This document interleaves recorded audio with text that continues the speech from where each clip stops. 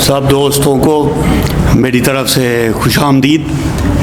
मैं शायर नहीं हूँ, मुझे अदब से शौक़ है, तो इस वजह से मैं ये प्रोग्राम करवाता हूँ। तो इरफान भाई का बहुत शुक्रिया, वो आते हैं, जिन दोस्तों को भी इनवाइट करते हैं सब आते हैं, सबका बहुत शुक्रिया। तो बहुत मज़ा आया, मिस को सुना, बाकी सब दोस्तों को भी सुना, बहुत मज़ा आया। फिर नसीरुद्दीन शाह साहब का शेर है, मुझ पे भी चश्मे करम है मेरे आका करना, मुझ पे भी चश्मे करम है मेरे आका करना, हक तो मेरा भी है रहमत का तकाजा करना, मैं के ज़र्रा हूँ मुझे वुसअते सहरा दे दे, कि तेरे बस में है कतरे को भी दरिया करना।